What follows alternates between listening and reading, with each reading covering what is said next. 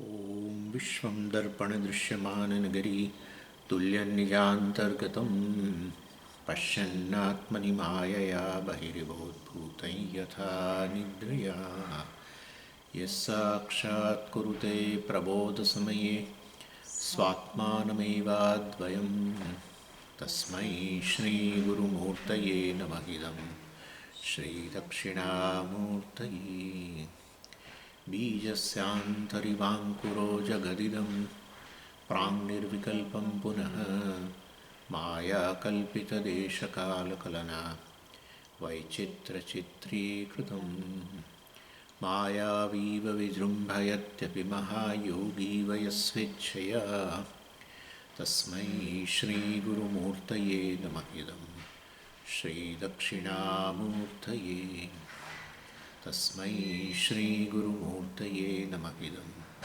श्रीदक्षिणामूर्तये।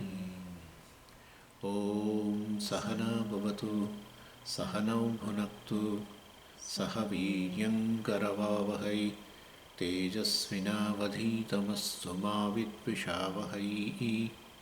ॐ शान्तिः शान्तिः शान्तिः। सदाशिवसमारम्भां शङ्कराचार्यमध्यमाम् अस्मदाचार्यपर्यन्तां वन्दे गुरुपरम्पराम्।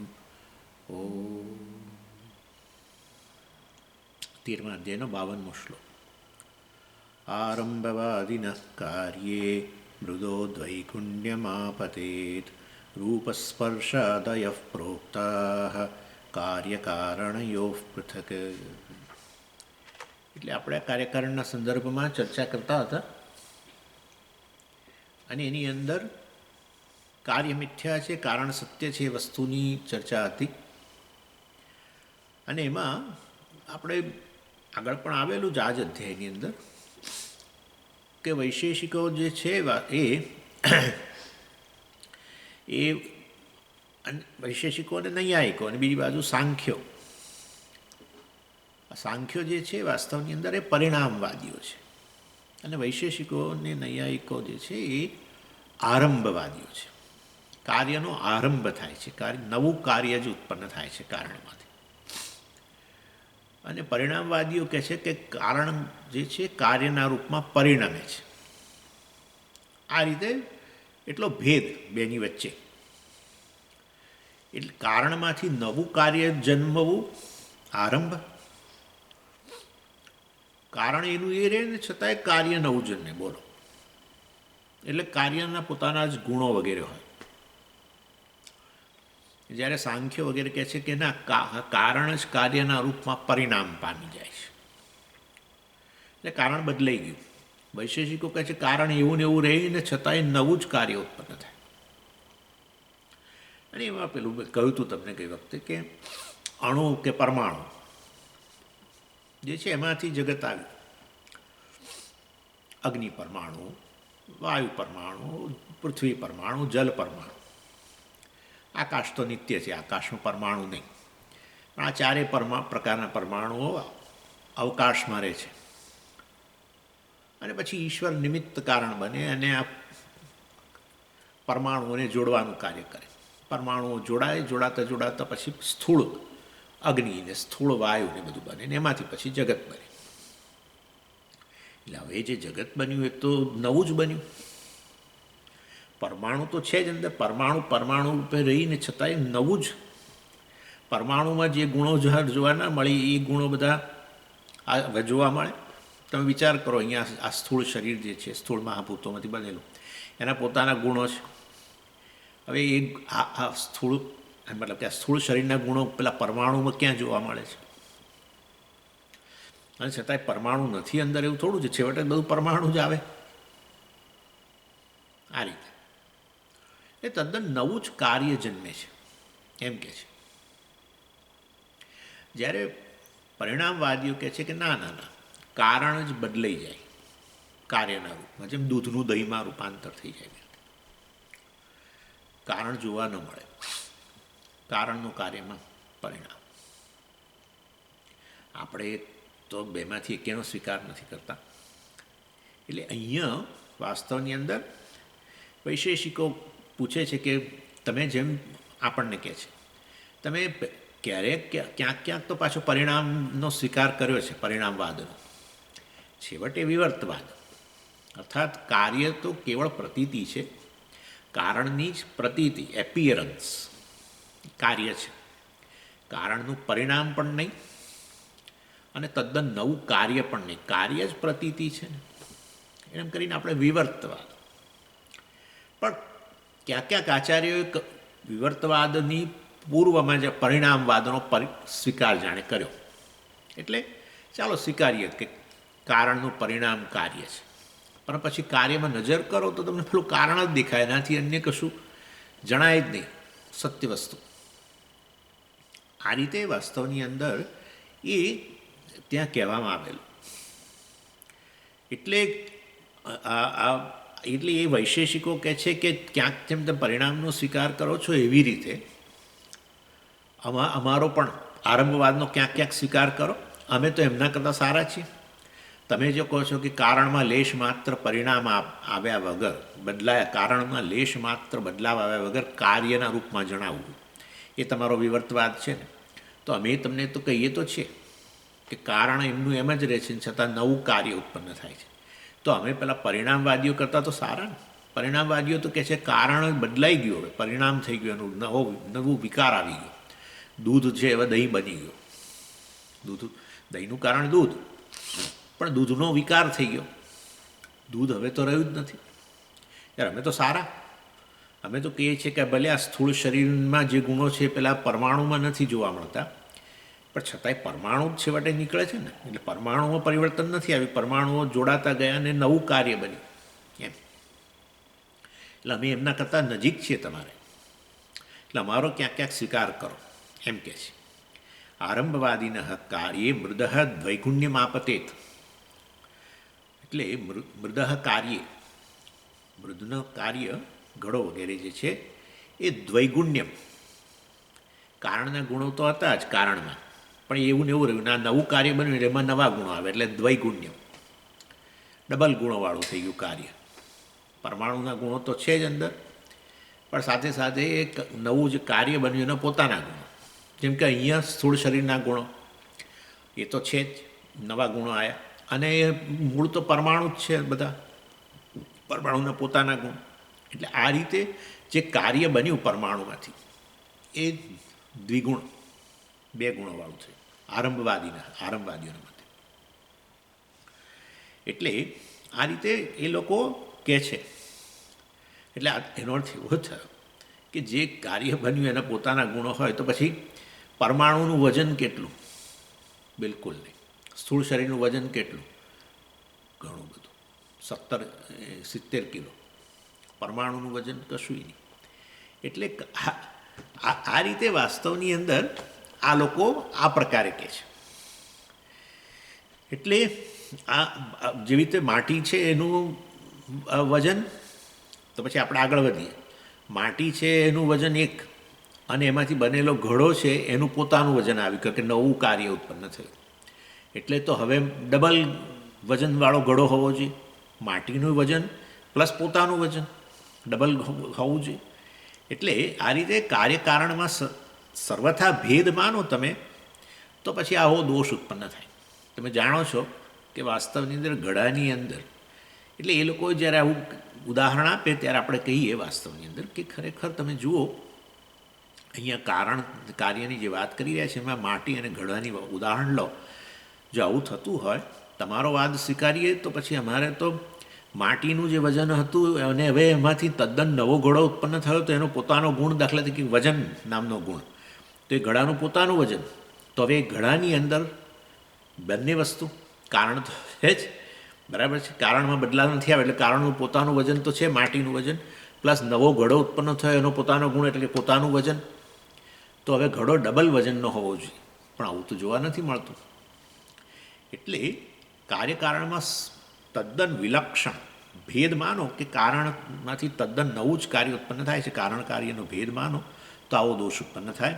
વેદાંતમાં તો આપણે કહીએ છીએ કારણ જે છે એ જ કાર્યના રૂપમાં પ્રતીત થાય છે. બસ કાર્યની પ્રતીતિ છે. કાર્ય પ્રતીતિ એટલે તમે જાણો છો ને, એપિયરન્સ. કેવળ કાર્યની પ્રતીતિ, કારણ જ કાર્યના રૂપમાં પ્રતીત થાય છે. એટલે આપણા મતમાં એ સમસ્યા નથી. આ બધું આવું એક ઉદાહરણમાં લાગુ પડે ને બીજા બધું લાગુ ન પડે ને બધું. પરિણામવાદીઓના મતે તો કારણ કાર્યના રૂપમાં હવે ઉપલબ્ધ બન્યું, દૂધ દહીંના રૂપમાં ઉપલબ્ધ બન્યું. માટે બે વસ્તુઓ નહીં એ લોકોના કિસ્સામાં. નવું કાર્ય ઉત્પન્ન થતું નથી, કારણ જ કાર્યના રૂપમાં પરિણામ પામી ગયું. એટલે વાસ્તવની અંદર બે વસ્તુ નથી ત્યાં. એટલે આરંભવાદ જે છે એમાં તો આ પ્રકારની અસંગત સ્થિતિ છે, માટે એ સ્વીકારી ન શકાય. કાર્યના કારણના ગુણો અલગ અલગ હોય છે, એમની માન્યતા છે, એ જ સમસ્યા છે. ઇનફેક્ટ કારણના ગુણો જ જે છે એ કારણના ગુણો કાર્યના ગુણોને ઉત્પન્ન કરે છે, એ માનવું ભૂલ છે. કારણના ગુણો જ કાર્યના ગુણોને ઉત્પન્ન કરે, નવું કાર્ય ઉત્પન્ન થાય ત્યારે એ વસ્તુ. વિવર્તવાદમાં તો શું છે, કારણના ગુણો જ કાર્યમાં પ્રતીત થાય છે. કાર્યની અંદર જે ગુણો પ્રતીત તમને થઈ રહ્યા છે ખરેખર ત્યાં કારણ જ છે, માટે કારણના જ ગુણો કાર્યમાં પ્રતીત થાય છે. કારણના ગુણોથી અન્ય એવું નવું કાર્ય ઉત્પન્ન થઈને નવા ગુણોવાળું બને છે આરંભવાદ, એવું શક્ય નથી. માટે બે ગુણા અહીંયા જ શક્ય નથી. હવે જેમ આપણે રજ્જુની અંદર કહીએ છીએ કે હોવાપણું, રજ્જુનું જે હોવાપણું જે છે, છેપણું છે, એ જ સર્પમાં આવે છે. સર્પનું પોતાનું છેપણું તો છે જ નહીં. જો સર્પ છે, જો સર્પનું પોતાનું હોવાપણું હોય, સર્પ સત્ય હોય મતલબ, તો પછી વાસ્તવમાં રજ્જુમાંથી સાપ કેવી રીતે બન્યો એ વિચારવાનું જ અઘરું થઈ જાય છે. રજ્જુ હતું બરાબર છે, રજ્જુનું છેપણું એનું પછી હવે જે સર્પ બન્યો એનું પોતાનું છેપણું છે. ના ભાઈ, રજ્જુનું જ હોવાપણું સર્પમાં પ્રતીત થાય છે, કારણ કે સર્પ કેવળ રજ્જુની પ્રતીતિ છે. માટે રજ્જુ કારણનો ગુણ સર્પરૂપી કાર્યની અંદર કેવળ પ્રતીત થાય છે, કારણ કે કારણ જ છે. માટે એવું નથી કે કાર્યની અંદર પ્રતીત થાય છે કે એ ગુણ તો શું હશે, કારણ કે એ રજ્જુની કેવળ પ્રતીતિ છે સર્પ. આપણે એ રીતે કહીએ છીએ વિવર્તવાદ. માટે આરંભવાદનો સ્વીકાર ન થઈ શકે. પરિણામવાદનો સ્વીકાર કરીએ છીએ ઇનિશિયલી. હવે કોઈ કહે કે ભાઈ માટીનો પિંડ હતો, એમાંથી હવે જુઓ આ ઘડા નામની આમ નવી વસ્તુ ઉત્પન્ન થઈ, કંઈક બદલાવ તો આવ્યો જ ને. પેલો પિંડ હતો એમાંથી હવે આમ બદલાવ આવ્યો, એટલે પરિણામ, માટીનું પરિણામ. જરૂર હમણાં ગણો, પણ પછી તપાસ કરો. એ જે ઘડો બન્યો ને એમાં સહેજ તપાસ કરો કે ઘડાની પોતાની કેટલી વસ્તુ છે અને ત્યાં માટીનો અંશ કેટલો છે. તો તમને ખબર પડશે કે બધું માટીના, કે વજન એ માટીનું છે અને શબ્દ સ્પર્શ રૂપ રસ ગંધ બધું માટીનું જ છે. ઘડા નામની કોઈ સ્વતંત્ર વસ્તુ જ નથી. ઇનફેક્ટ માટીનું જ હોવાપણું ઘડામાં જ પ્રતીત થઈ રહ્યું છે, માટે ઘડો છે કહીએ છીએ. ઘડો છે તેમ કહો ત્યારે છેપણું ખરેખર એ માટીને કારણે જ છે. માટે ઘડામાં છેપણું જ નથી તો પછી ઘડો તો કેવળ પ્રતીતિ જ રહી ને.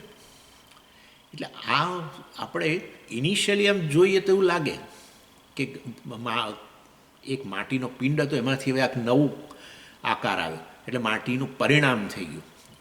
ઇનિશિયલી કેવું હતું કહો, પણ પછી તમે સહેજ તપાસ કરો તો ખબર પડે કે ખરેખર કારણ બિલકુલ એનામાં લેશ માત્ર બદલાવ આવ્યા વગર આ કાર્યના રૂપમાં પ્રતીત થઈ રહ્યું છે. આનું નામ વિવર્તવાદ આપણે એ કહીએ છીએ.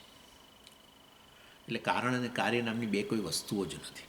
નવું કાર્ય ઉત્પન્ન થતું નથી. આરંભવાદનો તો સ્વીકાર ન થઈ શકે. અને આ માટી વગેરે જે છે એનો આ વિકાર વગેરે ઘડો કે સુવર્ણનો જે વિકાર જે આપણે કહીએ છીએ કે આ બધા ઘરેણાં, એ બધું છેવટે વિવર્તવાદ અનુસાર બધા દૃષ્ટાંત શ્રુતિમાં કહેવાયા છે. એ વસ્તુ અહીંયા હવે સૂચિત કરે છે. મૃત સુવર્ણમ અયશ્ચેતી દ્રષ્ટાંતત્રયમારુણિ પ્રાહાતો વાસયેત કાર્યાનૃતત્વમ સર્વવસ્તુષુ. એટલે છાંદોગ્યના 6ઠ્ઠા અધ્યાયની અંદર પ્રસંગ આવ્યો કે અરુણનો પુત્ર જે ઉદ્દાલક, એટલે એને આરુણિ કહે છે. હવે તો એ જમાનામાં નામ અપાતા દાશરથી કે દાશરથી કોને? રામચંદ્રજીને દાશરથી કે. એટલે રામચંદ્રજીને દાશરથી એટલે શું? એ દશરથના પુત્ર. અથવા કૌશલ્યેય કે કૌશલ્યેય, રામચંદ્રજી માટે બીજું નામ. તો માતા પરથી કૌશલ્યાનો પુત્ર કૌશલ્યેય, દશરથનો પુત્ર દાશરથી વગેરે. આ રીતે સંસ્કૃતમાં બધા તદ્ધિત પ્રત્યયો લગાડીને નામ બનાવવામાં આવે. એ નામ રામચંદ્રજીના છે, એના પરથી ખબર પડે કે એમના માતા પિતા કોણ છે. દાશરથી ને કૌશલ્ય એના પરથી ખબર પડી જાય. જેવી રીતે સીતાજી માટે જાનકી, જનકના પુત્રી જાનકી, એવી રીતે. એટલે અહીંયા દ્રષ્ટાંત ત્રયમ આરુણિ, દાશરથીની જેમ આરુણિ, અરુણના પુત્ર ઉદ્દાલક જે છે એ પોતાના પુત્ર શ્વેતકેતુને સમજાવે છે. શું સમજાવે છે? છાંદોગ્યનો 6ઠ્ઠો અધ્યાય, કે આ બધું જગત જે છે, આ તારું શરીર મન બુદ્ધિથી માંડીને મારું શરીર મન બુદ્ધિથી માંડીને આ સમગ્ર જગત જે છે, બધા વિવિધ નામરૂપો, એ બધા જ નામરૂપો કેવળ એક સત માત્ર હતું. ઉત્પત્તિ થયું એને પહેલાં, અથવા જગતની ઉત્પત્તિ પહેલાં, જગતની ઉત્પત્તિ પહેલાં એક સત માત્ર હતું, એક બ્રહ્મ હતું. એટલે આ સત જ વાસ્તવની, એટલે એ જ સત જે છે વાસ્તવમાં અત્યારે આ જગતના રૂપમાં દેખાઈ રહ્યું છે. કારણ કે કારણ થયું, આ જગત એની ઉત્પત્તિ પહેલાં સત હતું. આ ઘડા કુંડા વગેરે બધા એમની ઉત્પત્તિ પહેલાં માત્ર માટી હતા, એમ એ રીતે.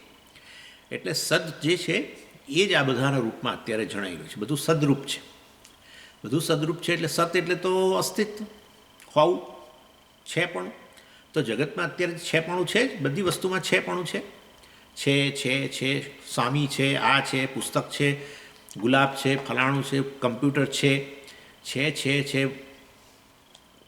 સમુદ્ર છે, અને પહાડ છે, સૂર્ય છે, ચંદ્ર છે, નિહારિકાઓ છે, ગેલેક્સી, બધું છે, પૃથ્વી છે, આકાશ છે, વાયુ છે, અગ્નિ છે. ઓહો! એટલે આ બધામાં છેપણું જે છે એ જ વાસ્તવની અંદર એનું કારણ છે. કારણ જ કાર્યમાં વ્યાપી જાય. બરાબર?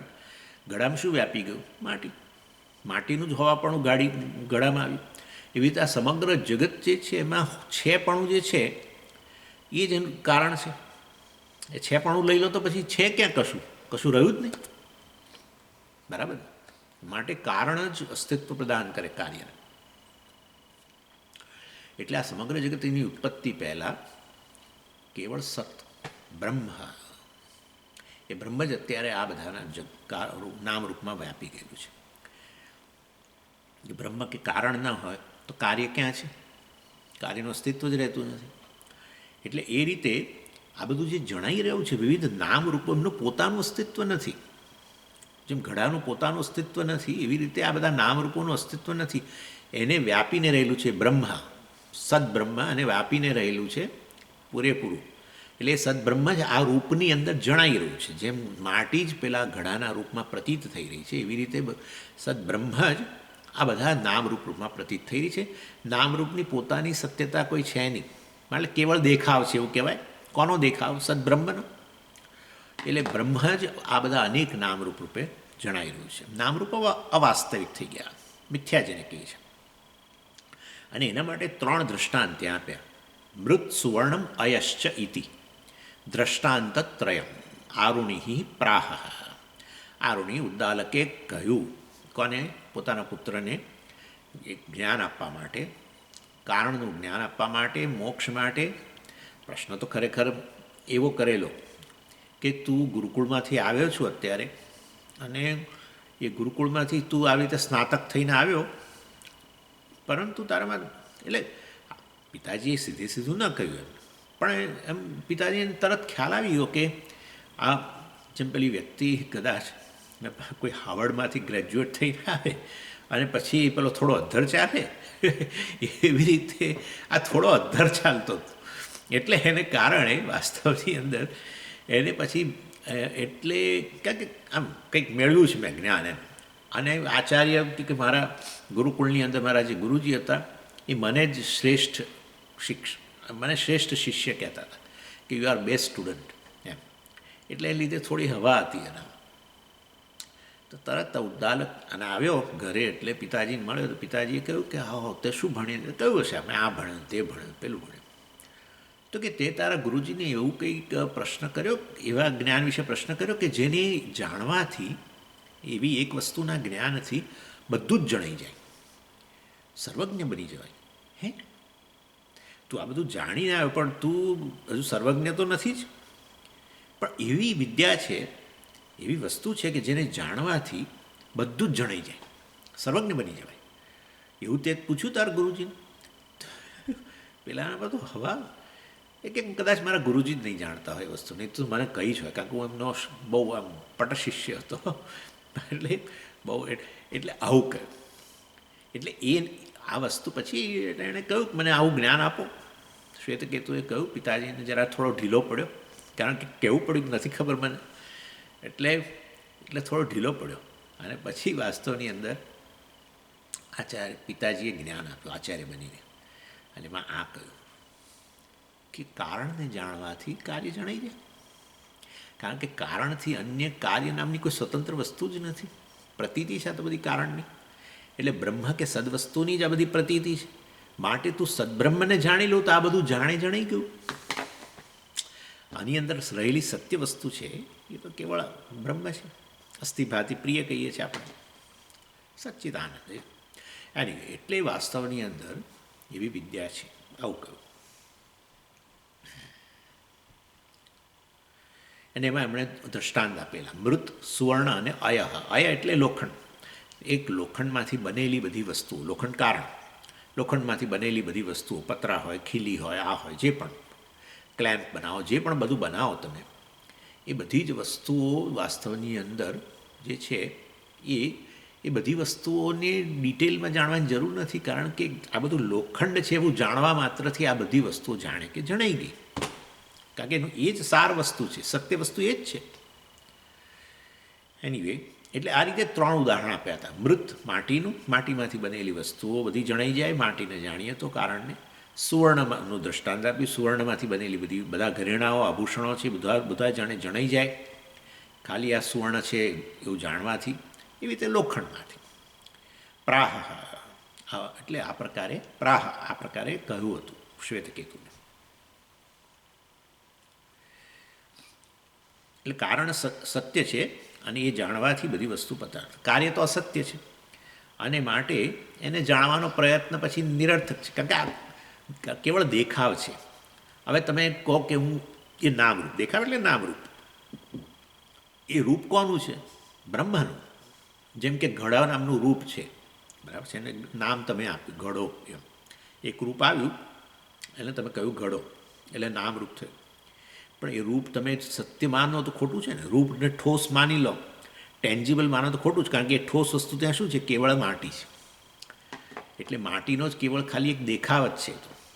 એટલે હવે આ નામરૂપને જાણો તો, અને એમાં કદાચ ડિટેલમાં ઉતરો તમે, તો એમાં શું મળે? ક્યારે આ ઘડાની ઉત્પત્તિ થઈ, એનો કઈ એક બર્થડે કઈ છે, અને વગેરે વગેરે. પછી એમાં આ કોણે બનાવ્યો, ફલાણું ઢીકણું, ક્યારે બનાવ્યો, બરાબર છે. જાણવું તો જાણો, પણ બાકીની તો એ નામરૂપને જાણો, કારણ કે એ વસ્તુ અસત્ય છે, કેવળ પ્રતીતિ છે, માટે એને જાણવું એ તો મિથ્યા જ્ઞાન છે. જ્ઞાન, સત્ય વસ્તુનું જ્ઞાન હોય એને જ જ્ઞાન કે મિથ્યાને જાણીને શું કરવાનું, એમ. એની સામે પ્રશ્નો આવવાના છે, એટલું સરળ નથી આ, પરંતુ આપણે અત્યારે આ વાત કરીએ છીએ. એટલે એ બધાને જાણવાનો પ્રયાસ બધો નિરર્થક છે, બધા નામરૂપને. અને ખરેખર જે વસ્તુ હોય, ખરેખર હોય તો એને જાણીએ. જે વસ્તુ હોય જ નહીં, ખરેખર છે જ નહીં, કેવલ આભાસ છે, પ્રતીતિ છે, તો એનું જ્ઞાન કેવું હોય? એટલે વાસ્તવની અંદર જે વસ્તુ ન છે જ નહીં, તો પછી એને જાણવું એટલે શું?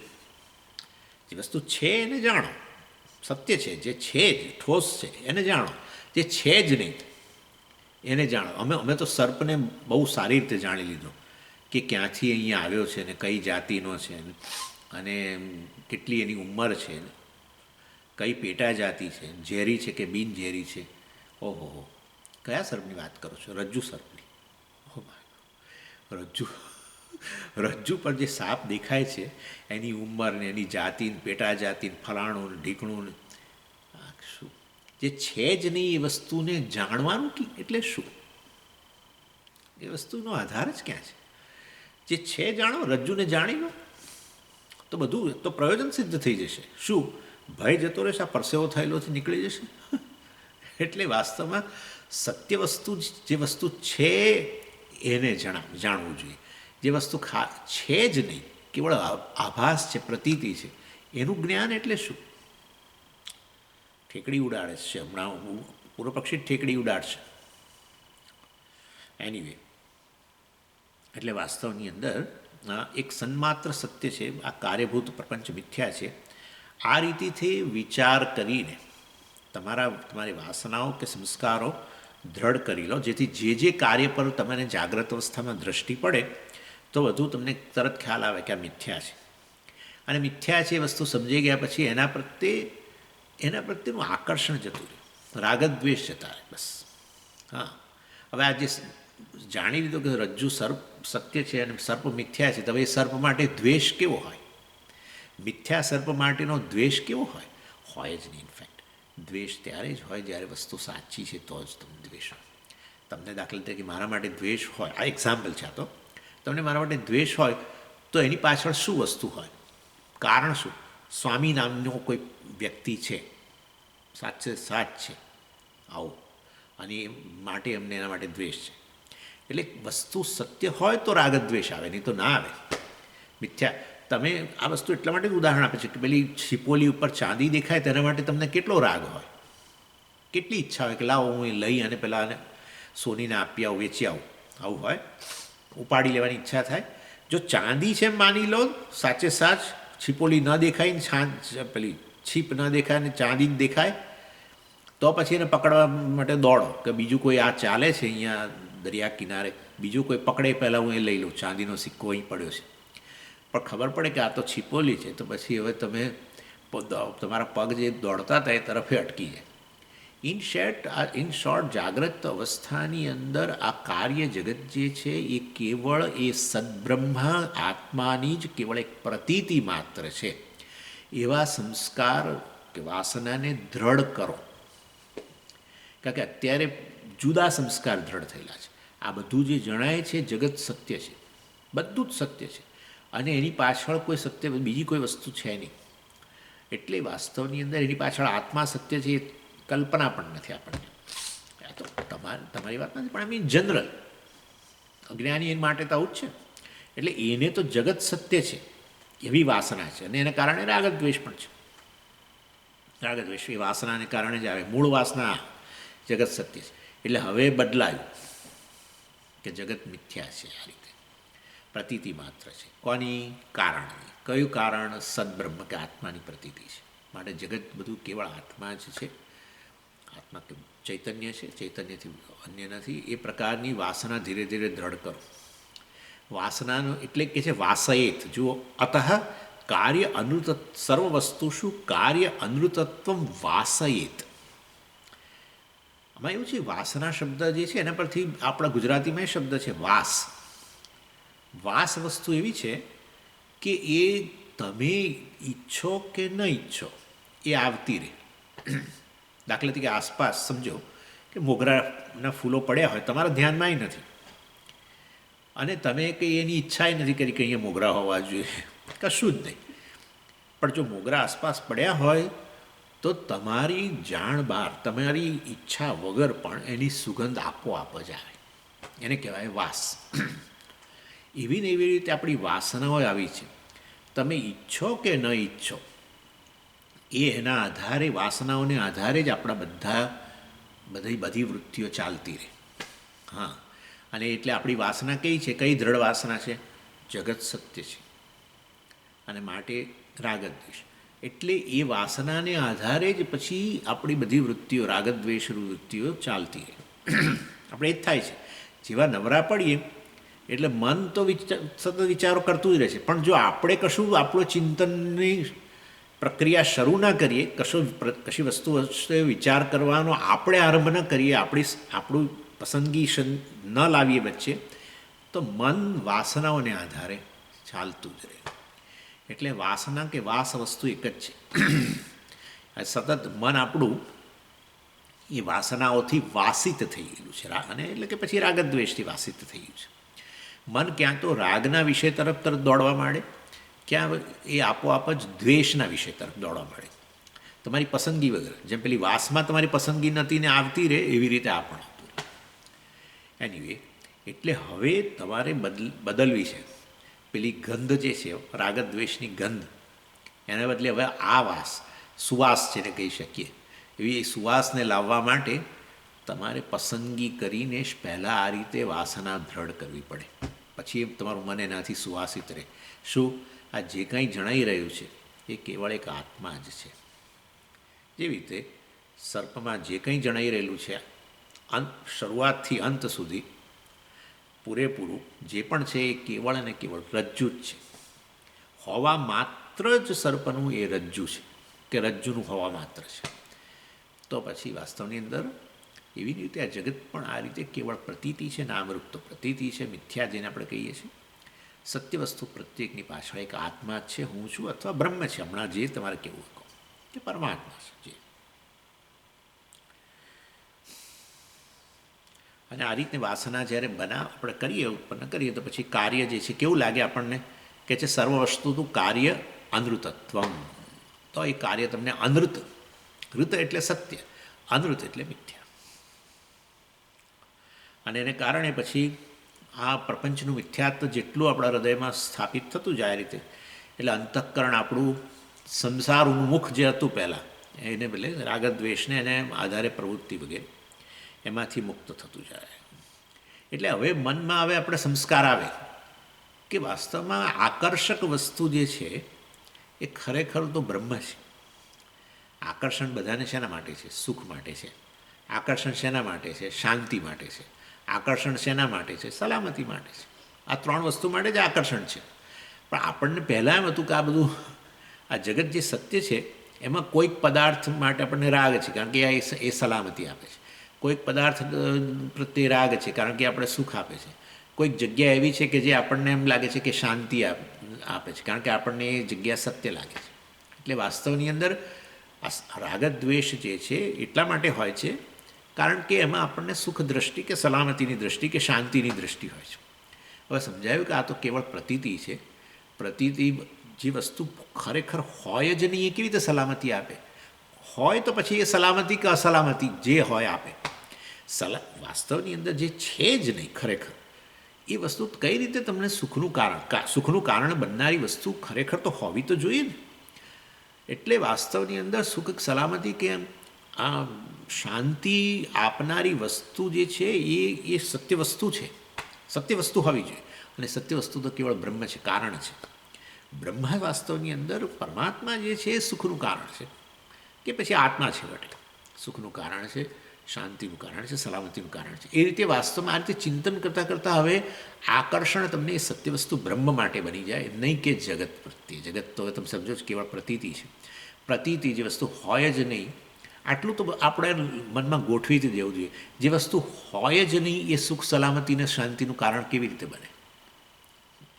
અને બનતું હોય તો પછી ભ્રમ હોય. જેવી રીતે સર્પ જે છે મારા માટે ભયનું કારણ બને છે, તો પછી સમજી સર્પ ભયનું કારણ બને છે, માટે સર્પ છે. પણ તપાસ કરો તો રજ્જુ નીકળે છે. તો પછી એનો અર્થ એવો થયો કે ભય પણ જે આ સર્પને મિથ્યા જાણીને ભય ઉત્પન્ન ન થતો, સર્પને સત્ય જાણીને ભય ઉત્પન્ન થયો હતો. એવી રીતે આ જગત અસત છે. અને એ રીતે વાસ્તવમાં એ ભય કે નું કારણ પણ ન બની શકે. આપણે એ હમણાં રવા દઈએ તો સુખ શાંતિ અને સલામતીનું કારણ ન બની શકે. આકર્ષણ સત્ય વસ્તુ માટે હોય એ પછી કારણ બને. જે ન હોય એ કેવી રીતે કારણ બને? અને એવી વ્યક્તિને પછી જગતનું આકર્ષણ એના માટે પ્રત્યે જે પહેલાં આકર્ષણ હતું એ કેવું થઈ જાય? દુર્બળ બની જાય. એને વૈરાગ્ય સ્વાભાવિક થતું જાય. કાલ આપણે જોયું ને કે જેવી રીતે આમ જ્ઞાનમાં સ્પષ્ટતા આવતી જાય, એમ પેલું શ્રોત્રિયત્વ જેમ વધે એવી રીતે ત્યારે પેલું અકામહતત્વ પણ વધે. અકામહત વધે, વૈરાગ્ય જેમ વધતો જાય એમાં જ્ઞાન વધુ ને વધુ આપણા માટે અસરકારક બનતું જાય. આઈધર વે એ બંને જોડે જનારી વસ્તુ છે. મેં જે ગઈકાલે કહી હતી એ વસ્તુને જ જાણે કે અહીંયા અનુમોદન મળે છે.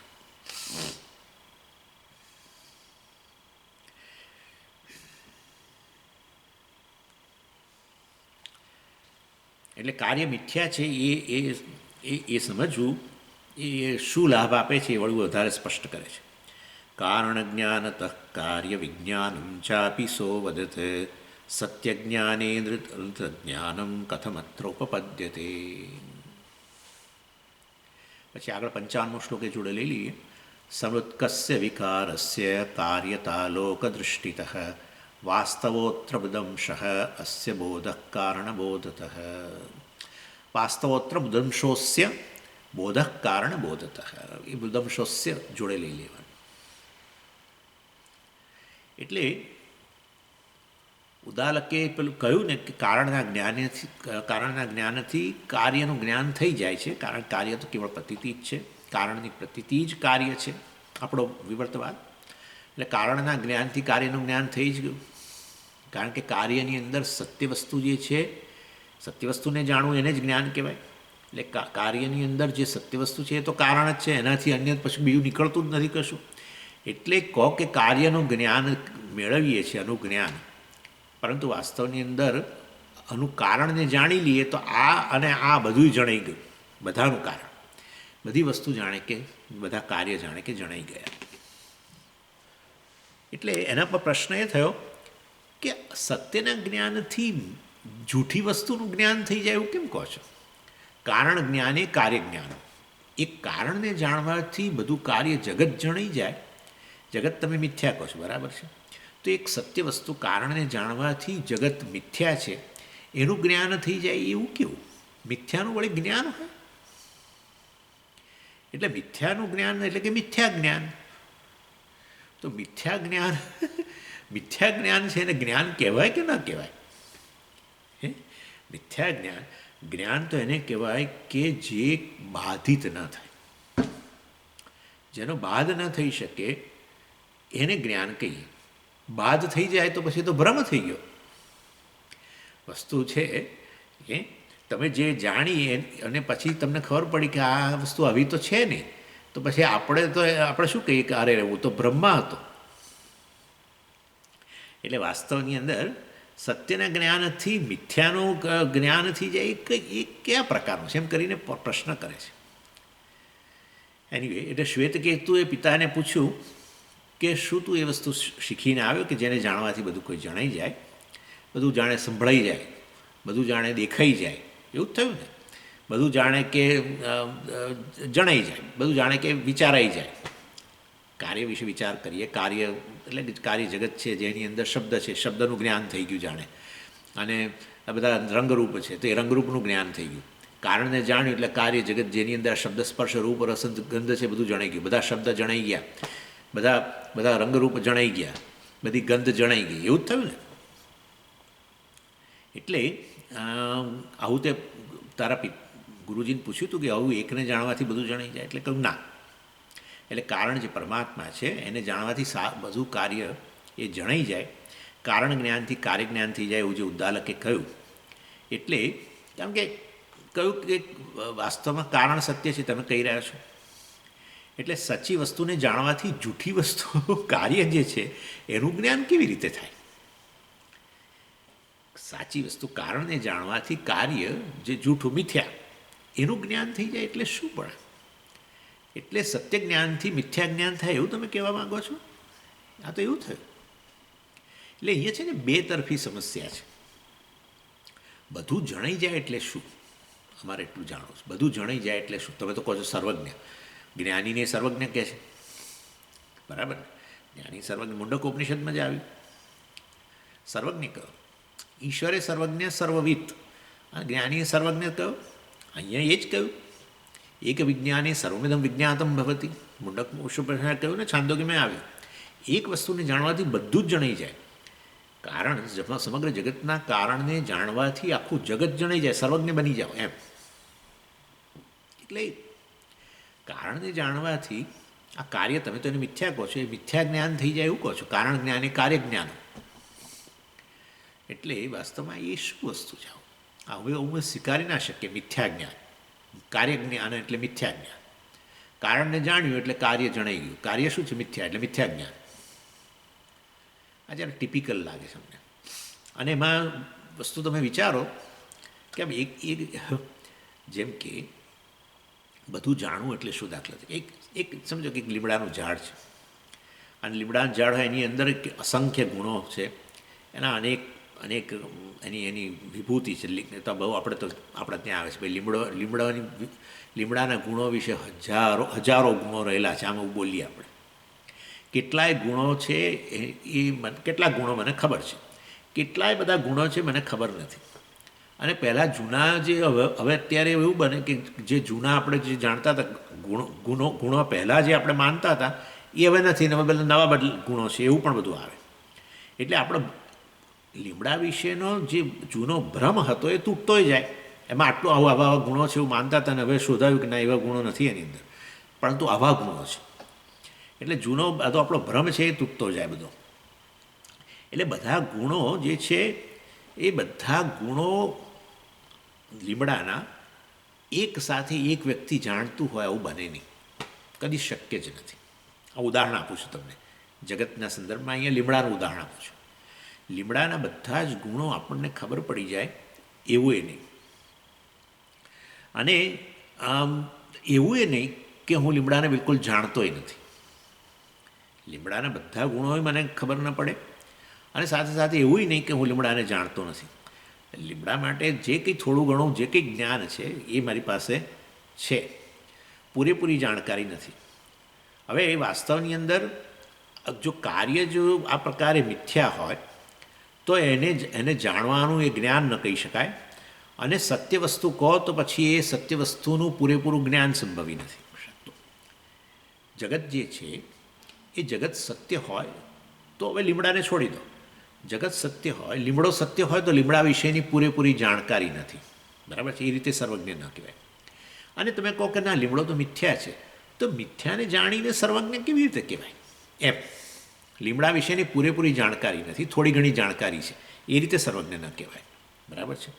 અને લીમડોના પૂરેપૂરા બધા ગુણો હું જાણતો નથી, માટે એ રીતે સર્વજ્ઞ ન કહેવાય. લીમડાને બિલકુલ નથી જાણતો એમ નહીં. એટલે કહેવાનો આશય છે કે આમાં આ તમે એવી રીતે આ લીમડાને છોડી દો. જગત જે છે આ જગત છે વાસ્તવની અંદર એને પૂરેપૂરું તમે જાણતા નથી.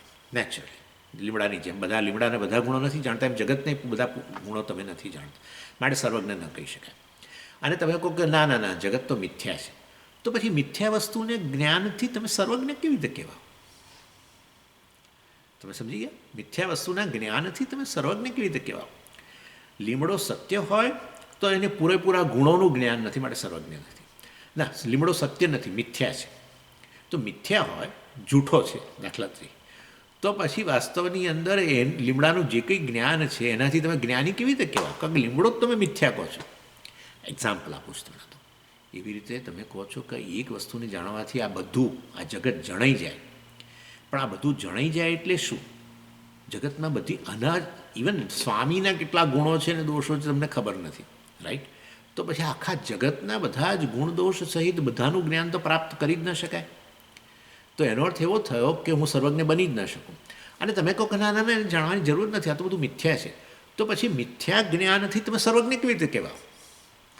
એક વિજ્ઞાન તમે સર્વજ્ઞ ક્યારે કહેવાઓ? સર્વમ જાનાતી, બધું જણાઈ જાય. તો બધું એટલે શું? જગત. જગતનું પૂરેપૂરું જ્ઞાન શક્ય નથી. જગત સત્ય હોય તો પછી એનું બધું આપણે પૂરેપૂરું એનું જ્ઞાન શક્ય નથી, બરાબર? કોઈને પણ ન હોઈ શકે, તો સર્વજ્ઞ ન કહેવાય. અને તમે કહો કે ના જગત મિથ્યા છે, તો પછી મિથ્યાને જાણવા સર્વમ જાનાતી, પણ સર્વમ ઇઝ મિથ્યા, જગત મિથ્યા છે, તો મિથ્યાના જ્ઞાનથી સર્વજ્ઞ કેવી રીતે કહેવાઓ? આ પ્રશ્ન છે. એટલે બંને તરફની સમસ્યા છે કોઈ પણ રીતે. એટલે પૂર્વપક્ષીનું એમ કહેવું છે કે આ સર્વજ્ઞ કહેવાય નહીં. મિથ્યાને જાણીને સર્વજ્ઞ ન બોલી શકાય. અને મિથ્યા ન હોય ને સત્ય હોય તો સત્ય વસ્તુ એટલે જગત સત્ય હોય તો પછી એના બધા ગુણો મને ખબર ન હોય, આના જ 2-4 વસ્તુથી વધારે ગુણો ખબર નથી, તો આ સત્ય વસ્તુ છે, તો એના 2-4 ગુણોથી વધારે ખબર નથી, તો પછી વાસ્તવમાં આખા જગતના આટલા બધા પદાર્થો સત્ય અને એ બધામાં અનંત ગુણો, એ બધા ગુણોનું જ્ઞાન પ્રાપ્ત કરીને હું સર્વજ્ઞ ક્યારે બની શકું નહીં. છોડી દો, એ તો સત્ય નથી, મિથ્યા છે. તો પછી મિથ્યાના જ્ઞાનથી સર્વજ્ઞ કેવી રીતે કહેવાય? ઇનફેક્ટ મિથ્યાનું જ્ઞાન જ્ઞાન જ ન કહેવાય. મિથ્યાનું જ્ઞાન જ્ઞાન ન કહેવાય. જ્ઞાન એને જ કહેવાય અબાધિતમ. જ્ઞાન અબાધિત હોય, અર્થાત જેનું પણ જ્ઞાન હોય વસ્તુ કેવી હોય? અબાધિત. અર્થાત એને નકારી ન શકાય. તો પછી તમારું જ્ઞાન એવું જ્ઞાન ત્યારે જ શક્ય બને કે જ્યારે સત્ય વસ્તુનું જ્ઞાન હોય. તો તમે બ્રહ્મના જ્ઞાનથી આ સર્વ જણાઈ જાય, પણ સર્વને મિથ્યા કહી દો છો, તો પછી મિથ્યા જણાઈ જાય તો પછી મિથ્યાનું જ્ઞાનથી તમે સર્વજ્ઞ કેવી રીતે કહેવાઓ? બ્રહ્મજ્ઞાનથી સર્વજ્ઞ નથી કહેતા. તમે કહો છો બ્રહ્મજ્ઞાનથી બધું જ સર્વમ જણાઈ જાય છે માટે સર્વજ્ઞ કહો છો, પણ એ તો બધું મિથ્યા છે. મિથ્યાના જ્ઞાનથી સર્વજ્ઞ ન કહેવાય. ઇનફેક્ટ મિથ્યાનું જ્ઞાન જ ન કહેવાય એમ કહે છે. એટલે સમાધાન આપણે કહ્યું કે ભાઈ કાર્ય જે છે એ તો લૌકિક સત્ય, વ્યવહારિક સત્ય છે. અવિચારશીલ વ્યક્તિઓ માટે જ એ બધું સત્ય છે. ખરેખર તો કાર્યની અંદર સત્ય કેવળ કારણ છે. એટલે કારણને જાણવાથી સર્વ કંઈ જણાઈ જાય. એમાં આ એક વસ્તુ લો, આની અંદરનો સત્ય અંશ છે એ જે વાસ્તવની અંદર એ કારણ અંશ છે, જે સત્ય છે એ વસ્તુ જણાઈ જાય. આની અંદર સત્યંશ કારણ રહેલું છે, બરાબર છે. અને કારણને જાણી લો એટલે સત્યંશને જાણી લો તો પછી આનાથી આગળ કશું વિશેષ આગળ રહેતું નથી. કેવળ નામ અને રૂપ તો પ્રતીતિ જ છે. હવે સમજી ગયા તમે? એટલે કારણ જ્ઞાન એ કાર્ય જ્ઞાનમ, કારણના જ્ઞાનથી કાર્ય જ્ઞાન થઈ જાય, પણ કાર્યની અંદર કારણ જે સત્યંશ રૂપે રહેલું છે એ જણાઈ જાય. અને એ રીતે આનો સાર કેવળ જે છે, આનો ઠોસ, મારી ઠોસ વસ્તુ, આનો આત્મા જે છે, આનો સાર છે એ તો, અને જે સત્ય છે એ તો વસ્તુ શું છે? કેવળ અને કેવળ કારણ જ છે. અને એ રીતે વાસ્તવમાં એ કારણને જાણવાથી સર્વ વસ્તુ જણાઈ જાય છે કે સર્વની અંદર એ સત્ય અંશ કેવળ કારણ જ રહેલો છે. અને એના સિવાય તો કેવળ એ સત્ય વસ્તુ પરનો આરોપ છે. નામરૂપે કેવળ આરોપિત વસ્તુ છે. જેવી રીતે પથ્થર યથાવત રહીને વિષ્ણુ ભગવાનની મૂર્તિ બને છે, એવી રીતે આ સદબ્રહ્મ જે છે એ સદબ્રહ્મ જ રહીને, વિવર્તવાદ બ્રહ્મ જ રહીને આ જગતના રૂપમાં પ્રતીત થાય છે. એટલે જગતની કોઈ પણ વસ્તુ છે એને તમે લઈને જો તપાસ કરો તો એ સદબ્રહ્મથી અન્ય નીકળતું જ નથી કશું. અને એ રીતે વાસ્તવની અંદર કાર્ય વિજ્ઞાન એટલે એ કાર્યની અંદર રહેલા એ સત્યંશ કારણને જાણીને સર્વ કાંઈ જણાઈ જાય છે. એટલે કાર્યને જાણવાનો લાભ એ છે કે એને વાસ્તવમાં એમાં રહેલો સત્યંશ જાણી લીધા પછી નામરૂપ જે છે એને પછી જાણવાની ઈચ્છા આપણી આગળ રહેતી નથી. એ જે છે નામરૂપનો અંશ જે છે એ તો કેવળ એક પ્રતીતિ છે. અને પ્રતીતિ જે હોય કેવળ વાસ્તવિક વસ્તુ જ ન હોય તો એનું જ્ઞાન પછી કંઈક રહેતું નથી, નિરર્થક. અને રહેતો એ ખાલી વ્યવહારિક ઉપયોગ પૂરતું હોય છે, એનાથી આગળ એની કોઈ વિશેષતા નથી.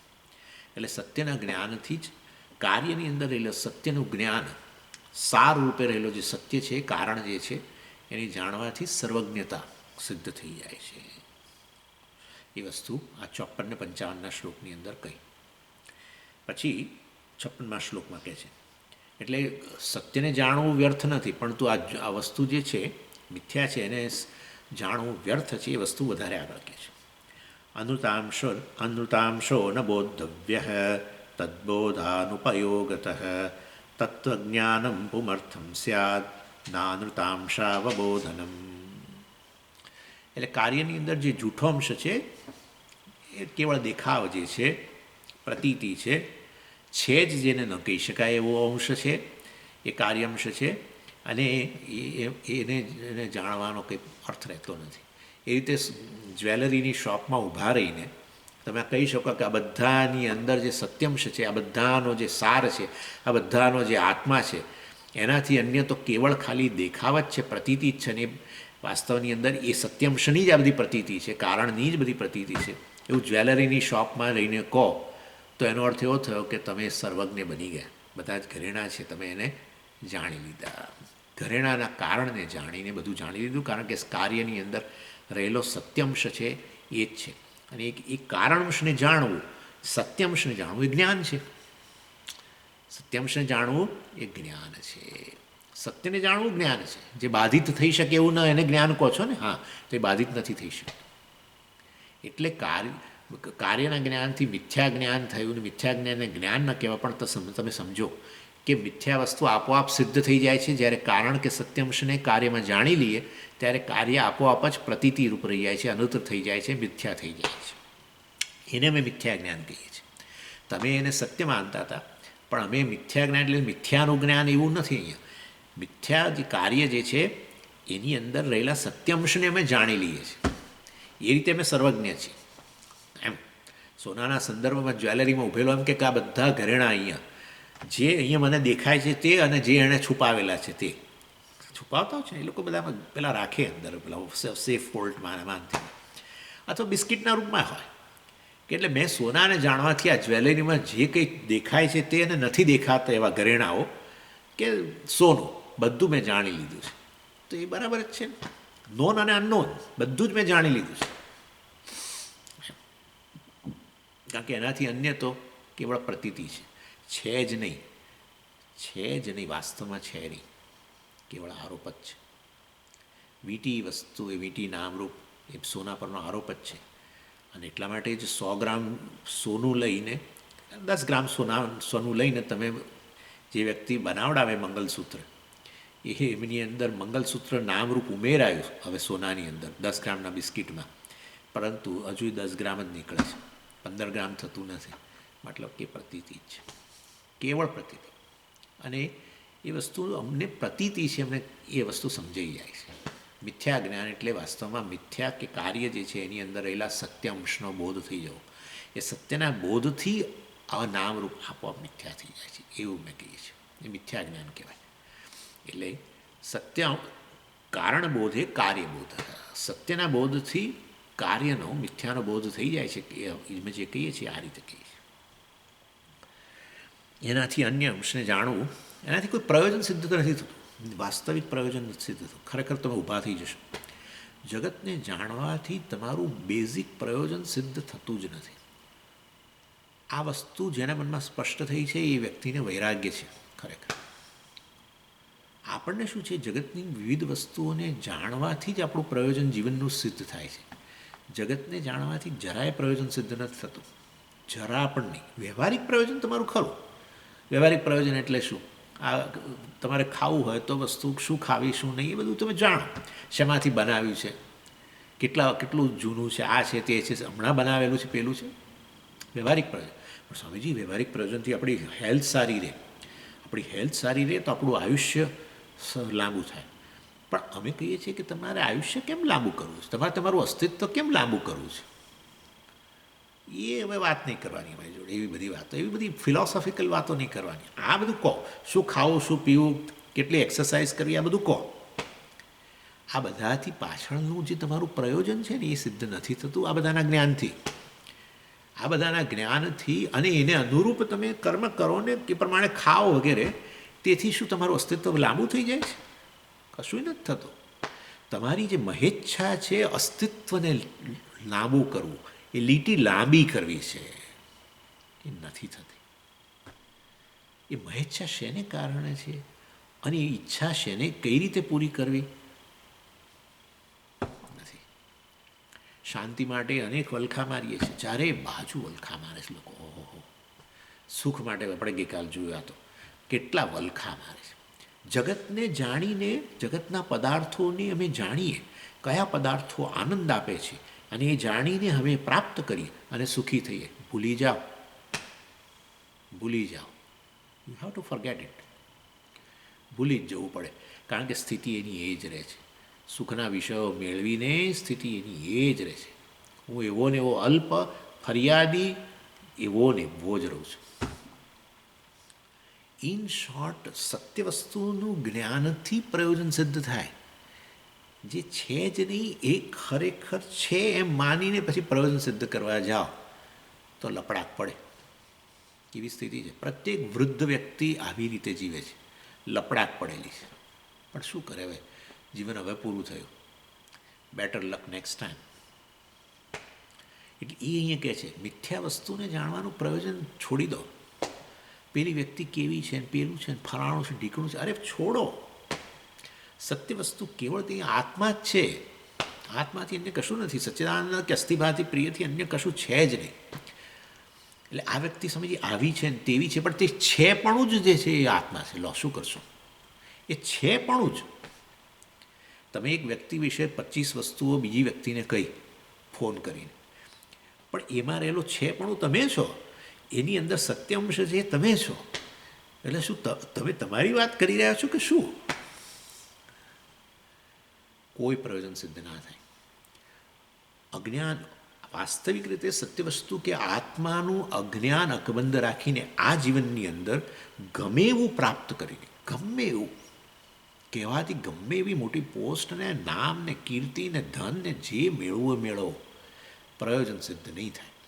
બેઝિક પ્રયોજન જે તમે ભૂસી જ નહીં શકો તમારા મનમાંથી, જન્મ્યા ત્યારથી જે લઈને આવેલા છો, એક જ ઈચ્છા લઈને આવેલા છો, અને એ છે આ પૂર્ણ બનવું છે. બસ એ પૂર્ણ વસ્તુ તો વાસ્તવની અંદર કારણ જ પૂર્ણ હોય, કાર્યની અંદર વ્યાપીને રહેલું હોય, એ પૂર્ણ વસ્તુ હોય.